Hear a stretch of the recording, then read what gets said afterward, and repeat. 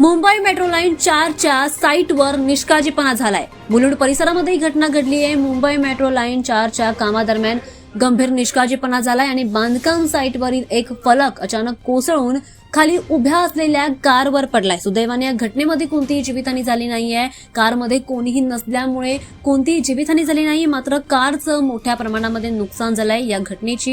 या घटनेबद्दल आता नागरिकांनी तीव्र संताप व्यक्त केलाय। स्थानिक नागरिकांनी या घटनेबद्दल तीव्र नाराजी देखील व्यक्त केली आहे। मेट्रो प्रकल्पाच्या कामामध्ये सुरक्षेच्या उपाययोजना अपुऱ्या असल्याचा त्यांनी आरोप केलाय। वारंवार अशा प्रकारच्या घटना घडत असल्यामुळे आता नागरिकांमध्ये भीतीचं वातावरण पसरलंय। दरम्यान संबंधित अधिकाऱ्यांनी घटनास्थळी धाव घेत या प्रकरणाची चौकशी सुरू केली आहे आणि काम करणाऱ्या कंत्राटदारावर कारवाई होण्याची शक्यता देखील व्यक्त केली आहे। मुंबईसारख्या गजबजलेल्या शहरामध्ये मोठ्या प्रकल्पांच्या कामादरम्यान सुरक्षा नियमांचं काटेकोर पालन करणं अत्यावश्यक आहे, गरजेचं आहे।